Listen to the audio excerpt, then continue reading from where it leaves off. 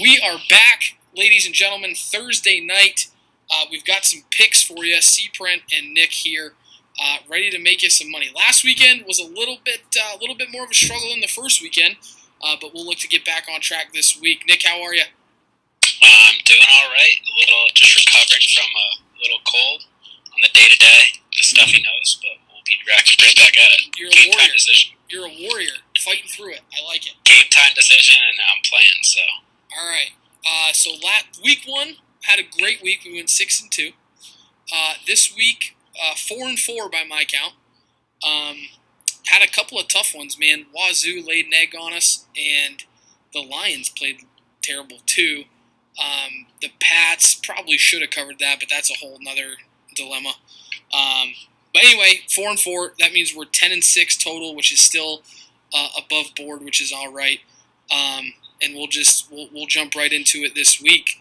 Nick, you led off last week, and we didn't do as well, so I'm going to lead off this time.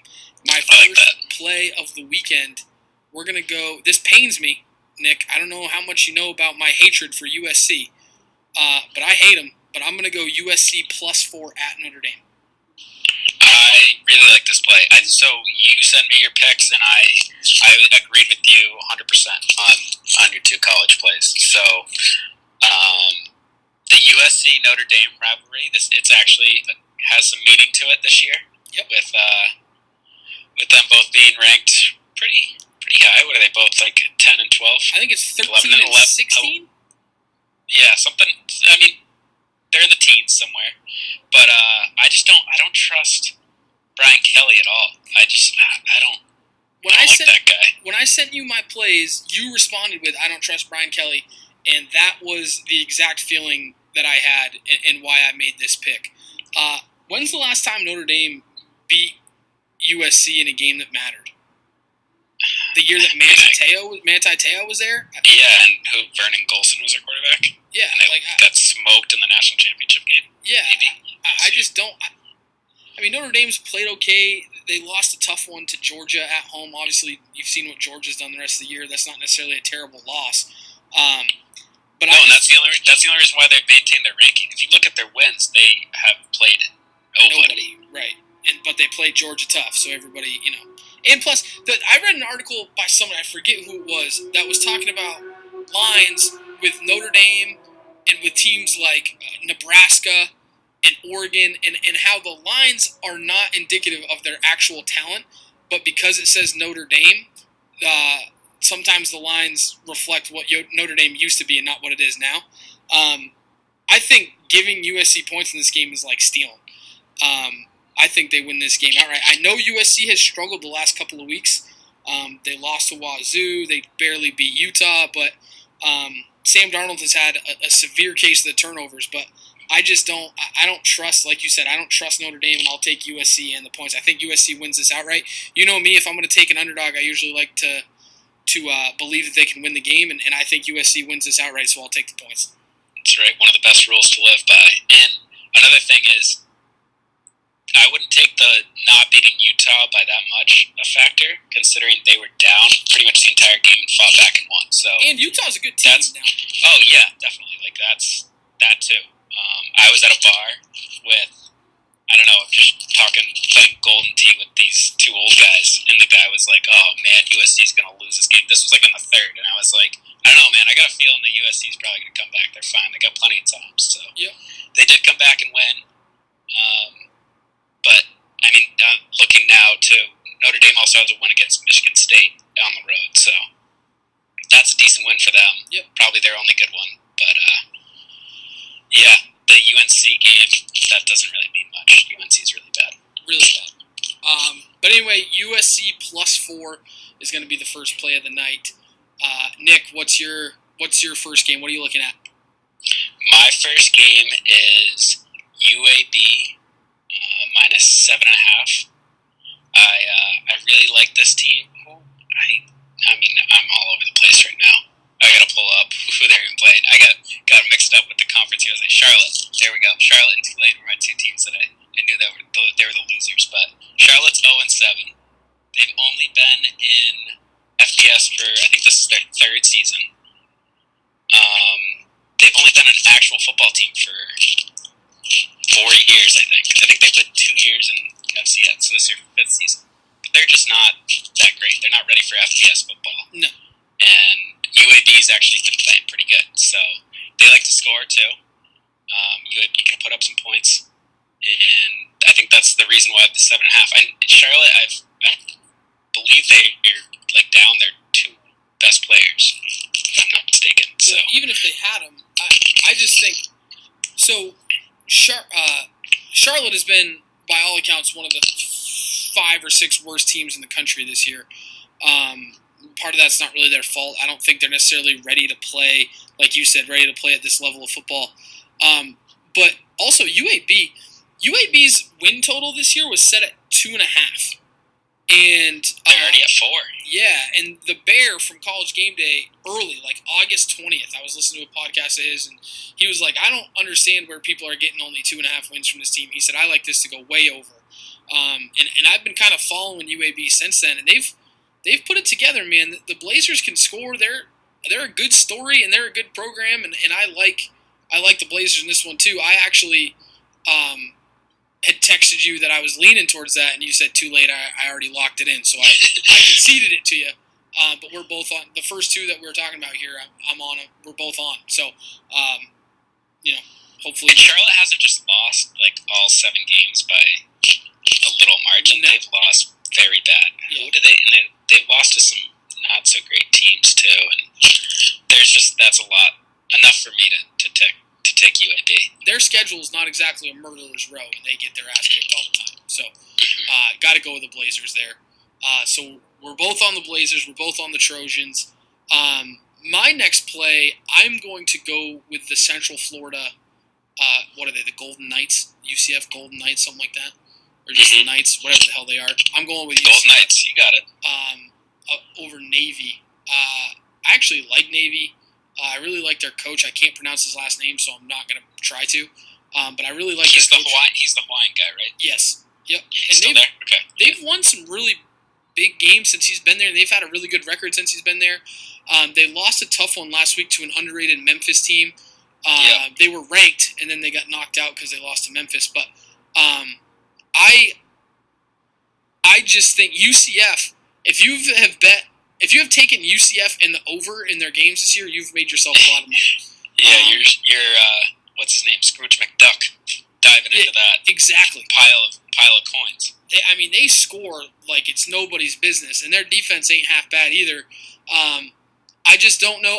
I think Navy's a good football team. I just think this is a bad matchup for them because Navy doesn't have the quick. When you run the triple option, sometimes you lack that quick strike ability to be able to keep up in a track meet with a team that UCF is going to get you into. Now, obviously, if UCF comes in and turns the ball over a couple of times and Navy's able to possess the ball and get up a couple touchdowns, then that's a different game. But I'll take UCF in the points if it stays, as long as it's below double digits. I'll take UCF. I think this game is 10 to 14 point, a 10 to 14 point outcome. Yeah, I also agreed with you here with the Golden Knights. Fun fact: Michael Jordan's son went there, played basketball. Yes, he did.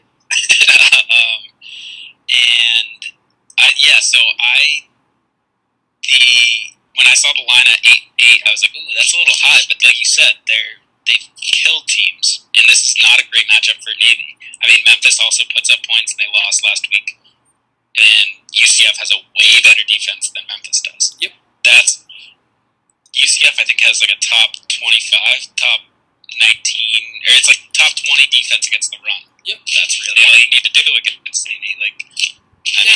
It's obviously it's a different style. It's a different style of running, but it's still the same. I mean, you still got to win the battle up front. You got to win the battle up front, and the thing about the triple option, is it's not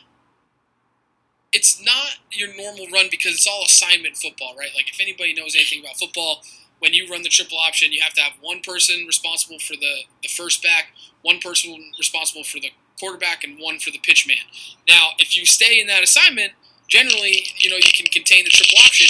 However, the reason that teams like Navy and Air Force runs this and Georgia Tech is the big one, the reason that they're so successful is it's really hard to get guys who are used to flying around and making plays all over the field. It's really hard to get them to be on their assignment the entire game.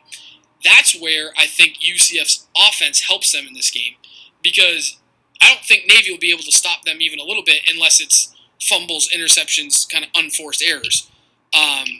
So that's where I'm leaning there, and it is what it is. I'll take the Golden Knights as long as it stays below 10. Yeah, I like that play a lot too. Beautiful. Who's your second pick here? Kind of give it away a little bit, but South Florida over Tulane. South Florida has been playing pretty good. They've been sneaky good the last couple of years. Quentin Flowers can play some football, huh? Mm-hmm. That's right. And I like what Charlie Strong is doing. That's such a good move for him to go from, underwhelming at Texas and then to head over to South Florida. That's a pretty good move for him. But yeah, they've been playing great. I think they'll continue it up. The only right thing that Tulane has done recently is they changed back to their old school logo. That thing is sweet. Yes, it is. They have some good combinations. That green wave is very nice. Yep. But yeah, I like what USF is doing. They kind of got screwed, just not playing a couple of their games, just from getting canceled. Yep. But beating Cincinnati's not good this year, but beating a team that's at least in that conference is always good. So yeah, I like what they're doing, and I don't like what Tulane's doing. So that's under 2 touchdowns. I'm taking it. So yep. USF. I don't. 11.5. Yeah, I can't fault you at all for that pick. Quentin Flowers. If Quentin Flowers played at anywhere besides Central Florida, people would be talking about him alongside of like a Lamar Jackson. I think Quentin Flowers is better than Lamar Jackson, and I don't care what anybody says. Quentin Flowers can just play, and I don't think Tulane can stop him. He could basically come to the line of scrimmage, tell Tulane what he's going to run, and I bet he beats him anyway. There's a couple of guys that are like that are sneaky out there. Like the quarterback from Arizona is like that too. You got to look out for these guys. That's what's cool about college football, is that there's so many diamonds in the rough that you don't even see. But they're incredible players. And I think, you said if it stays below 2 touchdowns, I'm kind of in agreement there. I think this game could end up getting a little ugly. And I think that UCF could pour it on, but what did you end up getting at? Like 12.5 or something like that? What's the line? I should know. Let me check. I sent in all my picks. It was 12.5. So all my plays are already out there. I don't need to worry about it now. I'm all set for the weekend. But I just couldn't remember. Also, this is also noted. It's 7 p.m. on ESPN2, which USF doesn't get that many games on ESPN or ESPN2, I don't think, at that 7 o'clock time slot. So this is a big game for them, I think, even though it may not seem like a big game for anyone else. This is probably a huge game for them, just to showcase what they can do. Yep, I would agree, and I like the Bulls in that game as well. So we've got the UCF Bulls, the UCF Golden Knights. We've got, who the hell did I take again? I never remember. USC, the Trojans, and we've got, so that's who we've got. We've got all those, so play those, all right? Good. Wait, so let's go back. What did you do last week? You split last week? Yep, last week I had Wazoo, and I had, South Carolina. And nope, NC State. South Carolina was the bonus, which hit, by the way, but I had NC State minus 11 against Pitt, and I had Wazoo. Wazoo got absolutely smoked, and then NC State smoked Pitt, and South Carolina won outright against Tennessee, which is exactly what we both said was probably going to happen. That was actually a really good game, too. Yes, I watched that one. That one is a really good game. The leadership race didn't work out for the Vols, but that's all. No.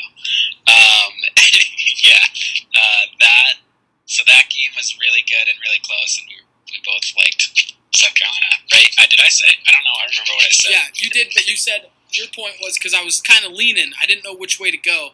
And you had said that you think NC State's more of a lock. NC State was definitely a better play, in my opinion. We had NC State as the lock, and then I threw a bonus at you with South Carolina. Got it. So you're still doing pretty good in the college. What are you're even? Yeah, I'm even in college. 2-2 in college and 3-1 in the NFL. Okay, so we're basically flip-flopped what we said. Like, you should listen Right. to... Yeah. So now keep listening to Connor's picks. They'll turn around. Yeah, And then mine will go downhill. Hopefully, but you know what? It's all a roller coaster. You know what I've learned is that if you're even, that's better than losing. Yeah. Right? So if we can stay even, I'm happy. But a couple of the games have been just absolute bleep shows. The one that I lost in the NFL this week was the Packers -3. Well, I didn't know Aaron Rodgers was going to break his clavicle. Yeah, so that exactly. wasn't... I mean, that stinks because it's the play that you made and you have to live with it. But, like, if I knew that Aaron Rodgers wasn't going to play, I wouldn't have picked the Packers. So, yeah, obviously... I played the Celtics last night. Did I know that Corey was going to lose his ankle last night? Oh, no, and you played at money line, too. You didn't even take the spread because the spread was 3.5. You would have been golden. Yeah. Well, you know what? I heard you got to risk it to get the biscuit. So I'm with you. So what about you last week? You had Christ. I went Bama and Georgia Tech, and they both covered. Yep. Georgia Tech should have won that football game, but actually they got a gift. Did you see that onside kick that Miami did at the beginning of the second half? Listen, I'm a U guy, so yeah, I saw that, and I was swearing at television. That was the dumbest thing I've ever seen. None of them even knew where the ball was. No. They just let him go for a touchdown. So yeah, Bama and Georgia Tech. So I swept there and then went over in the NFL. So because you had Detroit plus 4.5, and they laid an egg. Yeah. And then you had the Pats. Yeah. So the Pats was a backdoor cover, and I saw that coming. Yeah. On that last drive, I was like, I think the Pats are just a bad defense, so they just let them kind of storm down the field and get what they wanted. But right when I saw it, I was like, they can either go for it here or take the 3 points, but they'd be really dumb if they tried to go for it. Yeah. So you need the points whenever you can get them. So in that situation, but yeah, so that happened, and then the Lions. I mean, I guess I mentioned that it could go either way with Adrian Peterson being gone. I mean, he's less of a distraction. They don't have 3 running backs now, so. Which he went off in Arizona. Yeah, so win-win for both sides of that deal, I guess. Now, while we're on the topic of just kind of bantering back and forth, not giving picks yet, so the Frogs, big win for the Frogs this weekend against Kansas State. I went up to my friend's house. We had the 3 TVs going. It was a great, great time. Now, the Frogs were supposed to start, so we had South Carolina at 11, we had TCU at 11, and then we had Miami at, I believe that was a 2:30 start. I think it was 2:30 my time, 3:30 Eastern, I don't know. But either way, it was supposed to go South Carolina, TCU, then Miami. Those are the 3 schools that I root the hardest for, in case anybody was curious. So South Carolina's playing Tennessee. TCU goes into a lightning delay. So I'm like, Jiminy Christmas. Now we've got TCU. We're watching some other crap game. Then South Carolina wins in a nail-biter. I don't know if anybody watched that, but Tennessee had first and goal from like the 6. Yeah, did score. 4 chances and couldn't get it. Butch Jones this week said, well, we did everything right against South Carolina except score touchdowns. Okay, Butch, well, that's like a pretty big deal, right? Like, figure it out. And also, he gets to play Alabama this weekend. Good luck to you, Butch, because you are going to get absolutely demolished, and it's going to be wonderful to watch. So now I'm stressed out because South Carolina is about to blow it to Tennessee. They pull it out. Okay, we're good. Now Miami starts, and I'm freaking out. Miami-Georgia Tech game was back and forth the whole game. We get the onside kick return for a touchdown. Your boy is just losing his mind. Absolutely losing it. Swears coming left and right. Well, now, I don't know if you watched the end of that game, but Miami tosses up a prayer to that receiver there who scored the winner against Florida State. He catches it. They kick a field goal to win. Now I'm hyped. I'm all fired up. The Frogs come back on. They beat Kansas State by 20 at Manhattan. Hell of a day for your boy in college football. What a ride. It was an emotional roller coaster, let me tell you. But when you get 3 wins, your 3 teams, you get 3 wins, that's a hell of a day in my book. One other bit of little housekeeping. Your boy is still alive in that survivor pool. Are you? Yeah, I was going to go with Atlanta this weekend. Good thing I didn't. Ooh. I went with Washington, which was also a nail-biter. But they were able to pull out the win. So we started with just under 6,000 people in that pool. We're down to 240, and I'm one of them. And that's for 20... That starts getting nerve-wracking at that point. It already is nerve-wracking, my friend, and it's for 20K. Wow. So that's like a thing that I don't know who to take this week. There's a couple options: either Carolina against Chicago, maybe Tennessee against Cleveland. I'm leaning Listen, Tennessee. I don't want to give any advice and ruin this for you, so I'm going to stay completely out of this. Hate that. This is your thing. Hate that. But, why? I mean, I'm here for your moral support. How about that? All right, that's fair. But so I guess I'm on my own, folks. So if you have some tips, send them in. But I think I'm going to go Tennessee over Cleveland this week. DeShone Kaiser's back playing. I guess my one advice would be don't play the game where you're like a lot of people in those eliminator challenges will try and save the best teams at the end. Do not do that, because if you lose, you're not there. You don't get to use them at all. Yeah, I don't play do the that. best team every week. I don't do that, but I've used some of the good teams. So like the best teams I have left, I still have Atlanta left. Well, they play at New England. I don't feel comfortable enough. I think Atlanta might win that game, but I'm not comfortable enough to use that as my pick. I've still got Philly left. They play Washington. That's a tough one. I've still got Carolina left. They play Chicago. That's why I'm leaning there. And then Tennessee plays Cleveland. I still have Oakland. I still have Kansas City, but they play each other on a Thursday night. Generally, I try to stay away from Thursday nights. So I've got a whole lot of things to think about here. I think, I'm not going to give my advice. Yeah, apparently you're not going to give me advice, which is a bunch of garbage. That's part of the reason why we do this. Just take Tennessee, because you already kind of, that's a nice segue into your NFL picks. Yeah. So, NFL. Big weekend. We've got Pats, Falcons. That's a huge one. The Cowboys apparently are still going to get Ezekiel Elliott to play, which I don't understand all that. But anyway, we'll stay with the Titans. I'm going Titans minus 5.5 against the Browns.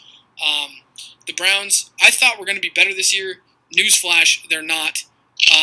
They're really bad. DeShone Kaiser, I guess, is going to start again this week.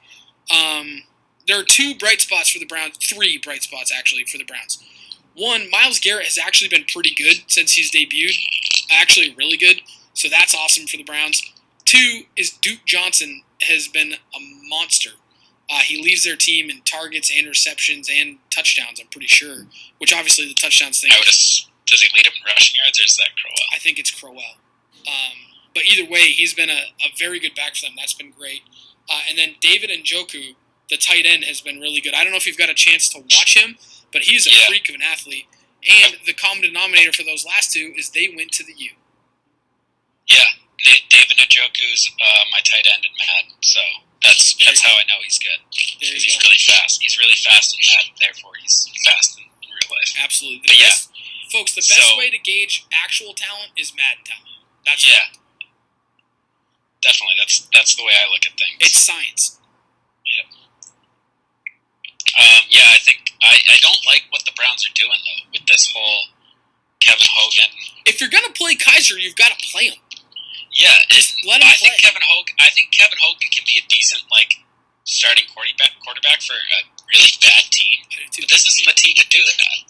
If you're the worst team, play the guy that you drafted to play quarterback. Which I don't get it. I'm not a huge DeShone Kaiser guy, but he's shown some flashes that, he's got some potential. He's turned it over too much. He's thrown 9 picks already, but he's not horrible. And he's a guy the talent's there. I just think you got to give him reps. It's just a matter of decision making. Just give him reps. I don't understand what they're doing. You're not going to be good anyway, right? Doesn't matter who you start. You're not going to be good. So you might as well just let your young kids play and lose and get another high draft pick and just keep the... I actually like what the Browns are doing as far as stockpiling draft picks and things like that. I think that's smart. But now it's time to just let the kid play and see if he can figure it out. And if not, then you can use your top pick this year on a different quarterback, right? You're already 0-6, 0-5, so keep losing. But if you lose, it's a perfect tank situation. You're already you're out of the playoffs. That's without a doubt. You got to win out to even have a chance. That's not going to happen. Just again, give him the reps. He's only going to get better if you give him the chance. I mean, unless he just loses all of his self-confidence and falls off the face of the earth. But I think the only way he's gonna get better is if he keeps playing. Agreed. And Mariota played this past week. They actually ended up beating the Colts, who are a little bit better than I thought they were going to be. Honestly, I like Jacoby Brissett. the kid's got a rocket for an arm. Well, that's just a better fit. Like they actually can have some guy that can throw the ball more than 20 yards. Scott Tolzien was the worst performance I've ever seen. Agreed. Now, so Mariota's back. He didn't look great this week, but I just think with Mariota playing, he's smart enough to be able to engineer that offense against a bad defense. I just think 5.5. This is another one of those games that if it was 9.5, I'd still probably take Tennessee. And so that's where I stand there. All right. Well, I got my first pick of the week is the Thursday night, the Color Rush game. I don't know what colors. Is Kansas City wearing yellow? They'll probably wear red, won't they? No, wait. They're on the road, so they might wear all white. Probably white. Anyway, I like Kansas City against Oakland. Oakland's probably going to wear all black. I like this play, by the way. I don't know what's going on with Oakland, but there's something wrong with Derek Carr, I think. Like, he's rushing back to get to play. Like, that's just not a smart move. I know you're trying to build on the success of last year, and, like, Marshawn Lynch is kind of old, and you really don't know how many years he's going to want to play. But I don't think that they're not the same team as last year. And I don't think it wouldn't have been a hot take to say that they were not going to do it again, like that they're just going to be a mediocre team because they're the Raiders. I mean, they haven't really sustained any success other than being good last year. Their offensive line has not been as good this year, which I think is the biggest problem. Last year, Derek Carr got a lot of time to throw, and he was able to find Amari Cooper and Crabtree and be able to hit those guys with pretty relative ease. And this year, it's just not there. Donald Penn has struggled. They're just not as good on the offensive line. And I agree. I don't necessarily agree with Derek Carr. I mean, Derek Carr, this is year, 2 or 3? And you're gonna rush back from a back injury, backs are always a really touchy injury. So I don't agree with him rushing back this quick. And I just think they're out of sync. And I think the Chiefs are going to be some kind of mad after kind of laying an egg against the Steelers. Yeah. And I think the Chiefs are, like you said, hungry after losing to the Steelers. I think when you're like going to a game, and I could have seen that coming, the Steelers beating them, just because the Steelers coming off that bad loss and the Chiefs kind of taking them easily or whatever. But I mean, 2.5 points is pretty good to get that. Absolutely. At 2.5 is that's where you can make your money right there. Especially on a Thursday night game. Thursday night game are always fairly close, but when's the last time you get like a big upset on a Thursday night? It usually doesn't. And with a guy with a back injury, and he's coming on 4 or 5 days rest, 4 days rest. Right. Yeah, I love the Chiefs. And, like that doesn't help. And you've got a running back who takes beating after beating. Yep. And he just tries to barrel roll every single person that gets in his way. I mean, that kind of adds up. And is he 30, 32? He's 31. Old. I don't know how old he is, but he's old. Yeah, he looks like he's like 45. Yes, he does. So there we go. There are our first two. We've got Chiefs minus 2.5, and we've got the Titans minus 5.5. My second NFL play, I want a caveat to this. I'm still going to stick with it, but I want a little bit of an asterisk on this. When I made this selection, I thought Zeke wasn't going to play this week. I have the San Francisco 49ers plus 6 against the Cowboys. The San Francisco 49ers are the best winless team I've ever seen in my entire life. They have lost every single game that they've lost this year, with the exception of the Carolina game, has been by 3 points or less. And they haven't played teams they haven't really played bad football teams, right? Like this week was against the Redskins at Washington. Well, I actually think the Redskins are pretty good, and they only lost by 2. And if you watch the end of that game, they probably should have had a chance to win it, but Pierre Garçon got called for kind of a ticky-tack offensive pass interference, and it knocked him out of field goal range. And I'm not that big of a believer in the Cowboys. Their offensive line has been one of the best in football the last few years, and this year it has not been. The guard position, Zach Martin's been really good at guard, but the other guard has been a revolving door of suck. And they just have not been good. La'el Collins is playing tackle, and he hasn't been good either. So I just... Is that the gas mask guy? Nope, that's Laramie Tunsil for the Dolphins. Oh, you're right, yep. Well, Collins was the domestic abuse guy, right? He was the one who didn't get drafted at all, and the Cowboys signed him. And he was supposed to be like a second-round pick. Probably first round. Yeah, I mean, he can play, but he struggled this year. But they're playing him at tackle. He's been a guard, but the Cowboys have always projected him as a tackle. I just think they made the move a little early. But anyway, I like Dak.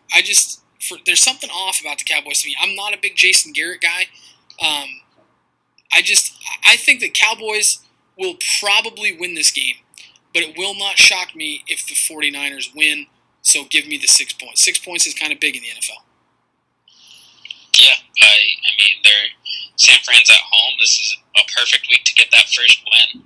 So I don't hate it. I mean, but with Zeke being there, it's obviously hurts you a little bit. But Carlos Hyde is very underrated. He hasn't ran the ball that much, but he's great out of the backfield, and they play from behind. So are they starting Beathard too? Yep, they're starting Beathard, which I think that's the move.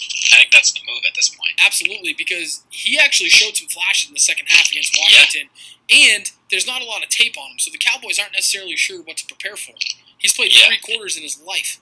You know what I mean? I think that's a kind of a wild card too, because the Cowboys' defense is really young now. Like, they don't have all their veteran secondary that was there last year is gone.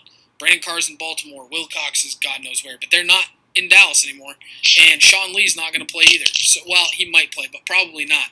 So they're kind of lacking in the veteran know-how, I guess, on the defensive side. And so with a guy not a lot of tape on him, you got to go to school on him. But how? Because you only have video from when he's in college.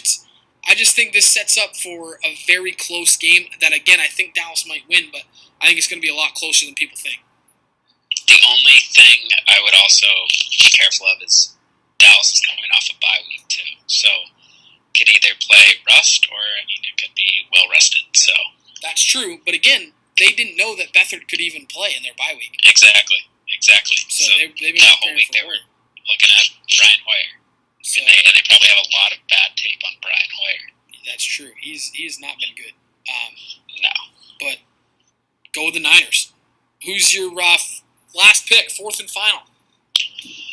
I like Minnesota -5.5 against Baltimore. Baltimore has not been very good, and I think the Vikings have been pretty steady. The Ravens are 3-3, and they got blown out against Jacksonville.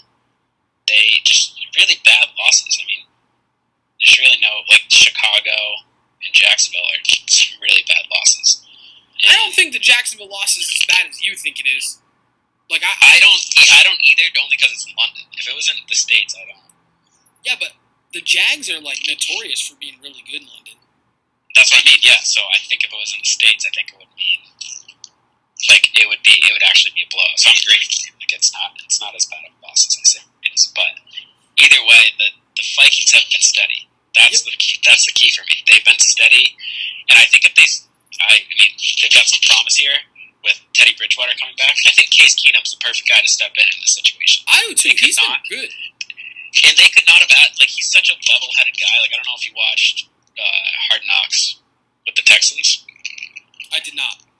So that was with, who was their, was it, no, they had a quarterback battle. Was that the year? Either way, Case Keenum, whatever season it was that he was on Hard Knocks, he's just a really level-headed guy. And so I just think he's the perfect guy for the situation. All they really need is somebody that, he doesn't care if he's going to get taken out once he starts rolling. He's obviously going to care, but I don't think he's going to, throw a hissy fit and cause a distraction at all. Right. He's probably pumped that Teddy Bridgewater's coming back, and, I don't know when exactly that will be, but if he can be the guy that can set them up for great success, that's all he's looking for. Here's why I like this pick. The Vikings defense is very good. Harrison Smith might be the most underrated defensive player in the NFL. Mm-hmm. And Aaron Barr is very good too. Yep. Isn't it Anthony Barr? Anthony. Either way, doesn't matter. Barr. He's good, and then you've got Everson Griffin and Linval Joseph and all the fellas. Brian Robinson comes in as a rotational guy now. But anyway, their defense is legit, and the Baltimore offense is the least imaginative offense maybe in the last 30 years. They either hand off, dive, maybe a stretch or like a power, occasional sweep, and then they just let Joe Flacco just throws bombs. They have zero imagination on offense. They're very vanilla, and they're not good enough to just be vanilla and try to beat teams. So I think this is their offensive coordinator. I have no idea. It was Cam Campbell. Is it Mark Trestman? It is Mark Trestman. Yes, it is. Is it? It is Mark Trestman. That's the reason why they're so bad. Like go back to Canada. Seriously, like Jiminy Christmas. We've got. I mean. No, he's not even there. He's back in Canada. So well, good. He should. Good for you, Mark. But anyway, they just. I don't hate Joe Flacco, but I mean, good Lord, they don't have. I mean, Mike Wallace is their number one target. That would have been good in 2009. I thought his career was over 3 years ago. Yeah, I mean that would have been a great target in 2009, 2010. But like that, I just think I don't think that Baltimore will get to 14 points this week. I think they score 10 or less. And that means all the Vikings have to do is score 17 and you win. So I love that pick. I think the Ravens suck. And by the way, Case Keenum, it was the LA Rams Hard Knock season. I think he was with the Texans at some point, but that wasn't. Was that when he was battling with, what was that guy's name? Davis? Goff. No, he's battling with Jared Goff. So that's why I think. So it was last year. So I think it's a great situation. Like, because he was the starter originally, and then he was like, all right, he was okay, and then he was going to get mad about Jared Goff, the number one overall pick, being the starter. So he gets it. Like, he's got two guys that are clearly better talent, I guess. I don't know about Bradford, but I'd say Bridgewater's definitely better talent. Bradford's good, but he can't stay on the field for a full game. Yeah, I mean, if you have Bridgewater, then if you have Bridgewater, he has to be your starter as long as he's healthy. You never know how he's going to come back from this, but if he's any semblance of what he was, you have to go with him. Yeah. But anyway, I think that's my more of a lock than the Kansas City play, just because Oakland, playing at home. I don't know. Thursday night games are always kind of screwed. Yeah. So we've got Vikings, Niners, Titans, Chiefs. We've got those four for the NFL. We already went over our NCAA picks. Hopefully we can kind of get the momentum back here. We're 10-6 overall, like I said. 11-6 if you want to include the bonus pick, but I said I wasn't going to do that, so I won't. But I just want our listeners to remember that. So that's what we've got this week. Hopefully more free money for everybody. Now we're going to get into an interesting part of the year, Nick, because now we can start gambling on basketball too, which is a lot of fun because there's games every night, especially when college gets going. There's nothing better than a Tuesday night Big Ten battle where you've got when you're betting on like Northwestern versus Iowa, which nobody cares about, but you're so invested in that game. What is it? Big Monday, ACC Wednesday. Oh, yeah. ACC Tuesday. What is it? I don't know. They have like a schedule for each conference, which is awesome. Yeah, we've got Big Monday, then we've got like Super Tuesday or something like that, and then they also sprinkle things in, like you've got all the tip-off tournaments. But then you've got the ACC Big Ten Challenge, which is always fun. So I think that's why I'm more interested in college basketball than college football. I mean, I'm a bigger basketball guy, but I think what keeps me going for college basketball is the tip-off tourneys. Those are always such great games at the beginning of the season. Yep. And like a lot of times, college doesn't get going until like week 2, week 3 when they get all their cupcake games out of the way. Okay. So I think that's what keeps people interested year round. There's always good games on. So maybe in the coming weeks we'll have to sling in a couple of basketball picks too, just to keep people fired and we can up. roll that into an every week edition too. Right after picks. Exactly. Right after football season's over. Have no fear. We'll still be here for you. Correct. Another thing that I just learned is Dallas is hosting the first and second round of the NCAA tournament, and we're also hosting the Conference USA Conference Tournament up at the Cowboys practice facility, the Star here in Frisco. So I'm kind of excited about that. Tickets are already pretty much sold out for the NCAA tournament, but that makes sense. I'm looking into. My parents are down in Charlotte area, so the first round's over there, so I might see if I can sneak my way over there, down there, but I don't know. I kind of like the full watching every single game rather than just one or two. But I have been to a NCAA tournament once, and it's a great experience. Well, I've never been, but that's another one of the things on my bucket list. But anyway, we're getting a little bit off topic, but that's fine. Those are our 8 picks for this week. We'll start a basketball one here too, throwing you a few picks. Then once football season's over, we'll just roll into it. But appreciate everybody listening. Good luck this weekend. Nick, good luck this weekend. I know you have more plays than just the one you put on the airwaves here. So no, I'm done. I'm sticking with those, and I'm just gonna ride it out. Go. You're not as much of a degenerate as I am then. But anyway, appreciate everybody listening. We'll be back next Thursday. Have a good weekend, everybody.